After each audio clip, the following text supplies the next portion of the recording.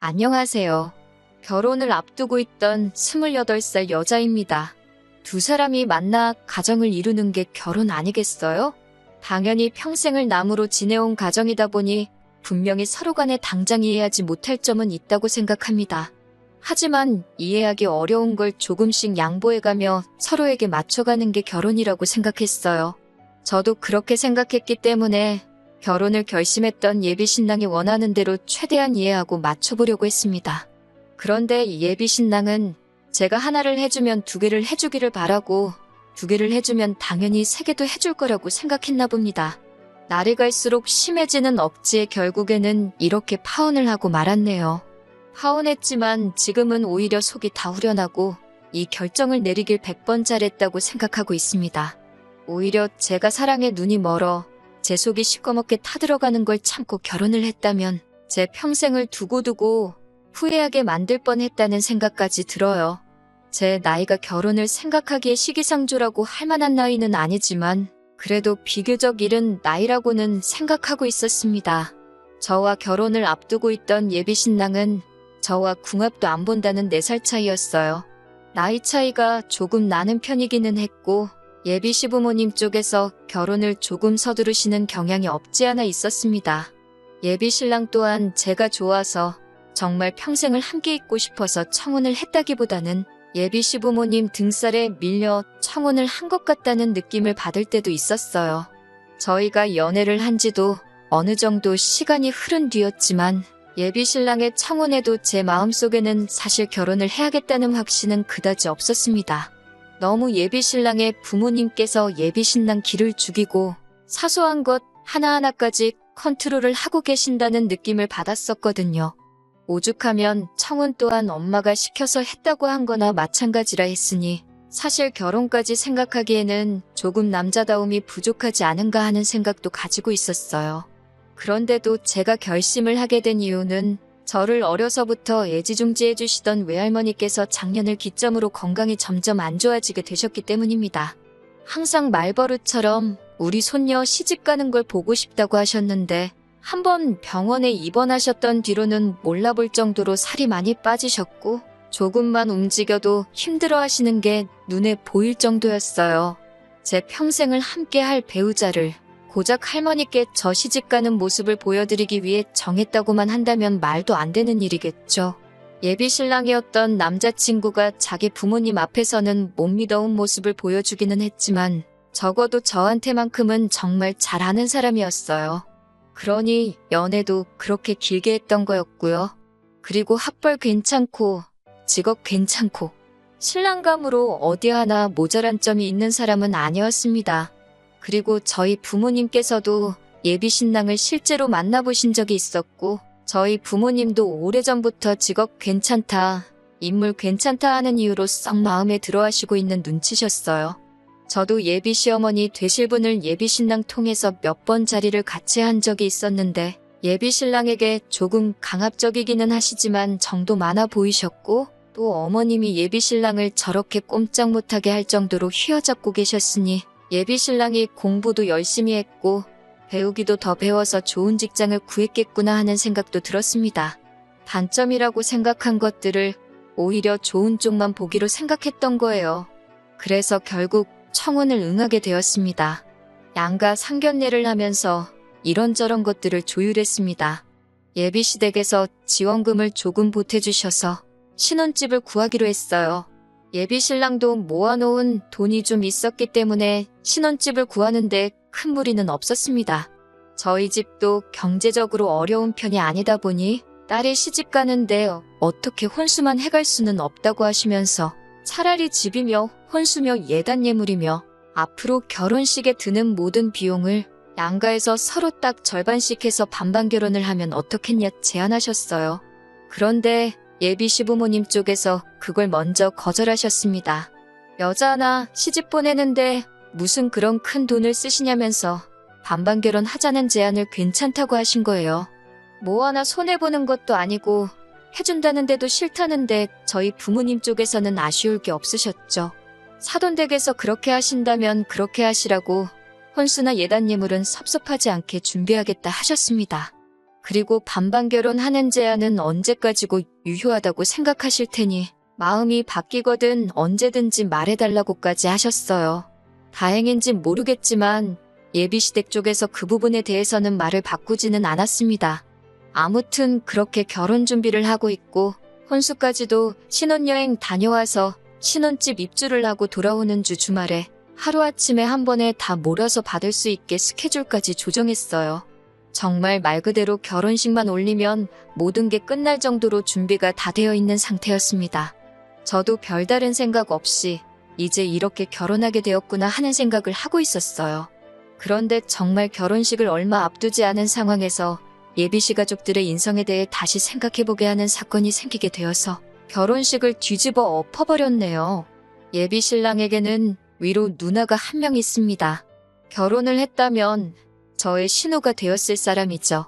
예비 신우 또한 3년 전에 이미 결혼을 해서 가정을 꾸리고 살고 있던 상황이었어요. 저희 집 쪽에서 결혼 자금의 반을 똑같이 낸다고 해도 거절하시며 아들 장가 보내는데 돈 걱정은 안 해도 된다고 나서던 예비씨 부모님의 모습과는 다르게 예비 신우는 딸이라는 이유 하나만으로 결혼할 때 집에서 그렇게 큰 지원을 받지 못했는가 봅니다. 그랬기에 예비씨 부모한테서 상견례 날 저희 부모님한테 딸한테 뭐하러 그런 큰 돈을 쓰시냐 하는 말이 하셨다는 생각이 드네요.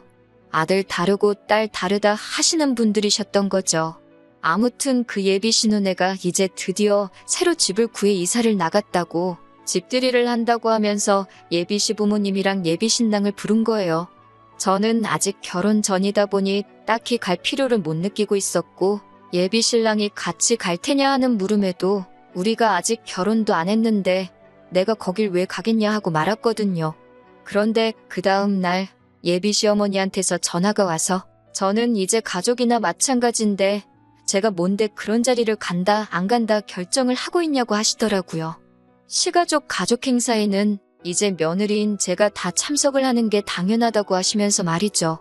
아직 결혼식을 안 해서 그렇지 않느냐고 따지고 싶었는데 예비 신랑 말이 자기 어머니는 말대꾸하고 되묻는 거 세상에서 제일 싫어한다고 하면서 그냥 죄송하다 그러고 집들이를 같이 가자고 하는 겁니다. 솔직히 제 성격상 짚고 넘어가는 게 좋겠다 싶었는데 예비 신랑이 간곡하게 어머님 심기 건드리지 말라고 해서 아무 말도 안 하고 시키는 대로 했습니다. 솔직히 예비 신우가 새로 이사한 집이 저희 회사에서도 보통 먼 거리가 아니고 심지어 저희 집하고도 정반대 방향에 있는 곳이었어요. 저는 회사에서 반대 방향으로 예비 신우 집으로 갔다가 거기서 또 다시 집으로 가게 되면 대중교통을 이용해야 하는 제가 오며 가며 하는 데만 엄청난 시간을 낭비하게 되는 상황이었거든요. 꼭 짚고 넘어가서 제가 그 자리에 안 가도 되도록 확실하게 못을 받고 싶었습니다. 그런데 막상 거절을 하자니 저도 결혼식 앞두고 시어머니 되실 분과 트러블을 만들고 싶지도 않았고 예비 신랑의 누나인 신우를 실제로 만나본 적이 한 번도 없었으며 예비 신랑이 어머님과 저를 사이에 두고 중간에서 입장이 많이 난처해 보이는 게 불쌍해 보이기까지 해서 집들이 자리 한 번 다녀오는 게 어려운 일은 아니니까 한 번 정도는 군말 없이 원하는 대로 해주자 싶어 그렇게 하기로 했습니다. 그런데 마침 또 집들이를 하기로 한 당일에 급한 회사 일로 제가 야근을 하게 되어 약속한 시간보다 조금 늦게 가야 하게 되었습니다. 강제적인 야근인데다가 팀 전체가 잔업을 해야 하는 상황이었던 터라 상황 설명하고 혼자서만 빠져나올 수 없었어요. 회사 생활도 단체 생활인데 저 혼자 쏙 빠져버리면 팀원들한테 눈치가 보이기도 하고 솔직히 회사에 사정 설명하기도 뭐하더라고요. 결혼도 안 했는데 예비씨 가족 행사에 참여해야 돼서 늦는다고 말하기가요. 그래도 부장님도 다른 팀원들도 저희 상황을 이해를 해주셔서 남들보다는 조금 이른 시간에 퇴근을 할 수 있었고 늦게나마 부랴부랴 예비 신우의 집으로 향할 수 있었습니다. 1시간 가까이 걸려 예비 신우 집에 도착했습니다. 처음 가보는 아파트 단지에서 다들 동찾느라 헤매시지 않나요? 덕분에 밖에서도 시간을 한참 잡아먹고 허둥지둥대면서 겨우겨우 신우 집을 찾아 들어갔습니다. 단지가 너무 커서 헤매는 중이라 예비 신랑에게 마중 좀 나와달라고 부탁했는데 식사 중이라 자리를 뜨기 그렇다고 저보고 알아서 찾아오라고 하더라고요. 회사 일이 늦게 끝나기도 했고 헤매느라 시간이 더 지체된 가운데 제가 안으로 들어가니 식사는 이미 다 끝나 있는 상황이었어요. 저도 야근하고 곧장 이쪽으로 오느라 식사를 하지 않은 상황이기는 하지만 오히려 저를 기다리지 않고 식사를 먼저 시작했고 식사가 다 끝나 있던 상황이 서운하거나 하지 않고 오히려 안심이 되더라고요. 그 늦은 시간까지 저를 기다리고 있었다면 밥이 정말 코로 들어가는지 입으로 들어가는지 모를 정도로 엄청 부담이 되었을 테니까요. 하지만 제가 다른 일도 아니고 회사 일 때문에 그런 건데 예비 신랑이나 시부모님이나 굳이 신우를 소개하는 자리를 신우 집들이가 아니라 다른 날로 잡아주면 되는 거지. 기어이 여기까지 부르셨다는 점은 조금 서운했습니다. 안 그래도 잔업도 있었고 식사도 못한지라 체력적으로 많이 힘이 드는 상황이었는데 예비시 가족들 앞에다 두고 벌써듯 있어야 하는 자리가 정신적으로도 기가 빨리는 기분이었거든요. 어차피 제가 자리에 있든 없든 신우 집들이는 예정대로 진행을 했을 거였고 식사도 저 빼고 하는 자리였다면 차라리 다음 기회에 보자고 해줬다면 저도 참 배려받는 느낌이 나고 기분이 좋았을 거예요. 아무튼 예비 신우는 그날 처음 보게 된 건데 인상도 좋고 성격도 서글서글하니 참 좋아 보였습니다. 심지어 그 자리에서 예비 신랑도 예비 시부모님도 그 누구 하나 저한테 늦어서 피곤하지 않냐 물어본 사람 없었고 식사가 끝난 자리였지만 저한테 밥은 먹고 온 거냐 물어봐준 사람도 예비 신우밖에 없었어요. 정말 고마울 지경이었죠. 그런데 식사를 안 했다고 대답하기도 전에 어머님은 말을 틱틱거리시면서 늦어서 밥을 못 먹은 건 늦은 사람 복이지 않느냐고 하면서 당신들이 며느리 밥 먹는 거 기다려줄 군번이냐면서 예비 신우의 말을 잘라버리더라고요. 예비 신우가 제가 늦는다고 뭐 따로 덜어놓기는 했는가 본데 어머님께서 말을 그렇게 하셨던 게 솔직히 빈정이 상하기도 했고 그 소리 듣고 밥까지 먹으면 무슨 소리를 듣게 될지 안 봐도 뻔해서 솔직히 배는 조금 고팠지만 괜찮다고 했습니다. 솔직히 예비 신랑 휘어잡으시는 거 보고 여장부 스타일이라고 느끼긴 했었지만 그동안 결혼 이야기 오고 가면서 몇 번씩 따로 찾아뵈면서 잔정이 많으시고 좋은 분이라고 생각했는데 이건 뭐 제가 며느리 확정이 된 거나 마찬가지인 상황이니 이제 저까지 싸잡아서 휘어잡으시려고 하는 건가 하는 생각이 들었어요. 그런데 그것도 모자라서 시어머니는 자리에 앉는 저를 보자마자 어딜 자리에 앉으려 드냐며 아버님이 식사 마치신 빈 그릇을 제 앞으로 들이밀면서 밥도 다 먹었으니 저보고 이제 상정리를 하라고 하시더라고요. 정말 100번 양보해서 제가 벌써 결혼해가지고 이 집 며느리가 되어 있는 상태라고 쳐도 이게 내 집 집들이 하는 게 아니고 신우집 집들이를 하는 자리잖아요. 그런데 거기서 아무리 제가 며느리라고 먹지도 않은 밥상을 정리시키는 게 무슨 경우인가요? 제가 그 말에 기분이 나빠서 표정 관리를 못했나 봐요. 솔직히 거기서 어머님이 한마디만 더 했다면 제 입에서 좋은 소리 나가지는 않았을 겁니다. 그런데 예비 신우가 분위기를 읽고는 뭘 상까지 치우냐고 하면서 준비한 안주도 몇 개 없다고 그 위에 그냥 술상을 바로 차리겠다는 거예요. 그러면서 제 자리 앞에는 저 먹으라고 따로 덜어놓은 음식을 몰래 꺼내다 줬는데 그 마음 씀씀이 하나만큼은 정말 고마웠네요. 예비 신우가 아니었다면 진작에 두 손 두 발 들고 그 자리에 모시겠다 말하고 도망 나왔었을 거예요. 그 와중에 예비 신랑은 제 편을 들어주는 것도 아니고 알고 저러는 건지 지 엄마한테 거스르기 싫은 건지 아주 모가지가 TV 쪽으로 돌아가서 제가 지네 엄마한테 무슨 말을 듣고 있는 건지 뺨을 맞고 있는 건지 신경도 쓰지 않더라고요. 요즘 TV 프로 저거 재밌다면서 무슨 돌싱들 모아놓고 커플 만들어준다고 하는 연애 프로그램이었는데 그 꼬라지를 보고 있으니 속으로 너 그러고만 있으면 언젠가는 너도 그 프로에 나가서 새로 배우자 찾아야 할 날이 올 거야 하는 생각이 들었습니다. 아무튼 그렇게 예비시모와 한바탕 할 뻔한 게 유야무야 되고 집들이 2차로 술자리가 시작되었습니다. 그런데 술자리가 길어지니 막차 시간이 다 돼가서 신경이 쓰이더라고요. 예비신우도 제가 시간을 계속 확인하는 걸 보고 저를 집에 보내야겠다 생각했는지 지금 가면 안 늦냐면서 제 걱정을 해주는데 그 자리에서 유일하게 제 걱정을 해주는 모습을 보니 고맙기까지 했습니다. 예비신랑은 그 와중에 뭘 막차를 타고 가냐고 하면서 집까지 얼마나 된다고 그냥 택시 타고 가라고 하는데 할증까지 붙으면 못해도 택시비가 5만 원은 우습게 나오겠는데 지가 돈 내줄 것도 아니면서 저러고 있는데 정말 누가 누구 편인지 싶더라고요. 차라리 야근 때문에 늦지만 않았으면 저녁 식사만 먹고 자리에서 일어날 수 있었을 텐데 늦은 내 잘못이다 생각하고 참았습니다. 그런데 2차가 끝날 때쯤 잘 참아내고 있는 제가 그렇게 꼴보기가 싫었는지 아니면 제가 어디까지 참아내나 인내심 테스트를 하고 싶으셨는지 시어머니가 아주 끓고 있는 저한테 기름을 들이부어주시더군요. 새벽 1시 반쯤이 돼서야 술자리에 신이 난 예비신랑하고 아버님이 고주망태가 되면서 집들이는 완전히 끝나게 되었습니다. 저도 더 늦기 전에 핸드폰으로 먼저 택시를 불러놓았습니다. 택시가 다 와간다는 알림을 받고 나서 저는 부모님도 걱정하시니 이제 그만 가봐야겠다고 하고 자리에서 일어났어요. 솔직히 아무리 제가 늦게 왔어도 새벽 1시 반까지 자리를 지켰으면 충분히 할 만큼 했다고 생각합니다. 그날 모임의 주인공이나 마찬가지인 예비신우도 아직 결혼도 안 한 사이인데도 새벽 한참 늦게까지 버티고 있던 저한테 미안해 죽으려고 할 지경이었으니까 말이죠. 그런데 예비시모는 그것마저도 모자랐나 봅니다. 저한테 가기는 어딜 가냐고 벌써부터 내뺄 생각을 하냐고 하면서 갈 거면 집들이 자리 뒷정리랑 설거지를 싹 해놓고 가라는 거예요. 아니면 여기서 자고 아침에 일어나서 뒷정리를 하고 가던가 말이죠. 세상에 제가 여지껏 들어본 소리 중에 가장 어이없는 소리였습니다. 방 3개짜리 집에서 어머님 아버님 한 방 쓰시고 예비신우랑 남편이 한 방 쓸 테고 그럼 남는 방 하나에서 아직 결혼도 안 올렸는데 예비신랑하고 저보고 지금 한 방을 쓰라고 하는 건가요?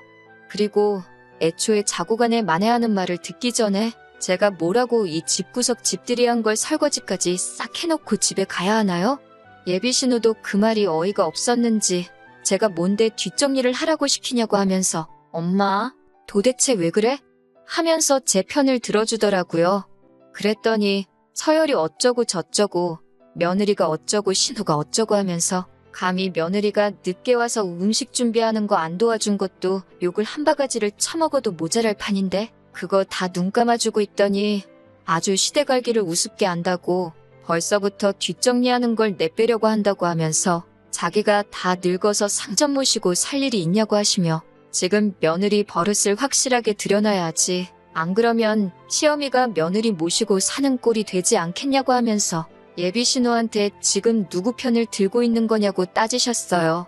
신우면 신우답게 며느리 꼼짝 못하게 해야 하는 게 맞지 않냐고 하시면서 번지수를 잘못 찾았다고 신우를 나무라시더군요.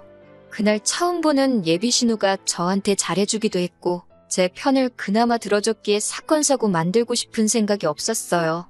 특히 예비신우는 이 집에서 한동안 살아야 할 테고 괜히 제가 일 크게 만들었다가는 예비신우 입장에서는 이웃들 입방아에 오르내리게 될 테니 좋은 거 하나 없을 거 아니에요? 그래서 억지로 끓어오르는 화를 참고 있는데 예비신우가 그런 제 마음을 읽었는지 뭘 참고 있냐고 하고 싶은 말 있으면 다 하라고 참으면 병된다고 하더라고요. 그 말이 떨어짐과 동시에 예비시모한테 그날부터 쌓여있던 모든 것들을 한 방에 다 풀었습니다. 세상 어느 정신 빠진 여자가 결혼 전부터 이런 식모 대우를 당하고도 이 집에 시집을 오려고 하겠냐고. 예비신랑이 남자답지 못한 것도 있지만 어머님 아들 결혼 목전에 두고 뒤엎어버린 건 제가 아니라 어머님이라고? 아들 혼삿길 망쳐놓으니까 기분 좋으시냐고 목청이 떨어져라 고래고래 소리를 질렀습니다.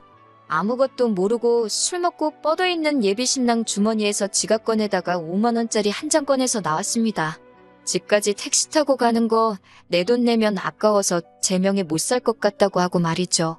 한참 어안이 벙벙한 표정으로 저를 쳐다보다가 아들 주머니 뒤져 돈 꺼내 나가는 저를 보고 저거 말하는 꼬라지 좀 보라며 저한테 달려들려는 예비시모를 예비신우가 탁 나서서 막아서 주더라고요. 덕분에 별 탈 없이 예비시월드에서 탈출할 수 있었네요. 다음 날이 돼서 이 상황을 아무것도 모르는 예비신랑이 도대체 무슨 일이냐고 묻길래 당신 어머니한테 물어보면 되는 걸 굳이 나한테 묻지 말라고 말하고 결혼이고 뭐고 내 눈에 흙이 들어가던 돌이 들어가던 앞으로는 없는 일이니까 두 번 다시 마주치지 말고 살자 했습니다. 그러니 그제서야 제 발목까지 붙잡고 늘어지면서 앞으로 자기가 잘하겠다고 하는데 애초에 너가 그날 그 자리에서 중간 역할 잘해줬으면 생기지도 않았을 일이라고. 그러니까 너무 너네 엄마 원망만 하지 말고 너부터 그 마마보이 기질 좀 고쳐먹고 살라고 충고해주고 자리를 떠났어요. 있을 때 잘해야지. 다 늦어서 후회하면 뭐하나요? 그리고 조금 시간이 지나서 예비 신우를 만나게 되었어요. 솔직히 제가 많이 참아준 것도 고마운데 자기 엄마한테 그렇게 한마디 해줘서 속이 다 후련했다고 하더라고요. 제가 느낀 대로 예비 신우는 그동안 딸이라고 동생인 예비 신랑한테 항상 양보하고 포기해야 했고 차별을 받으면서 자랐나 봅니다. 자식된 입장에서 별일 아니라고 생각하며 참고 살아왔는데 마음속에 응어리가 져 있었나 봐요. 그리고 며느리 될 사람인 저한테 그러실 줄도 몰랐다고 하더라고요. 저야 이제 막 가족이 될 뻔한 사람이지만 평생을 같이 살아오면서 여자라고 자기 엄마한테 무시당해가며 살아왔으니 제가 어떻게 지내게 될지 눈에 보였다고 하네요. 가족이림에도 불구하고 같은 여자로서 제가 자기가 차별받아온 것처럼 당하고 있을 저를 생각하니 아무리 가족일이라도 제 편을 들어주고 싶었다네요. 그 이후로 바뀐 건 그렇게 마마보이였던 예비신랑의 어머님과 대판 싸우고 그 뒤로부터는 척지고 살고 있다고 하네요. 그 성격에 얼마나 그렇게 어머님 등지고 지낼지는 모르겠지만 제가 더 이상 신경 쓸 일은 아니지요. 적어도 10월도 입장권을 제 손으로 제 돈 내고 끊었다가 수수료 조금 들었지만 반품하고 유턴한 게 천만다행이라고 생각합니다.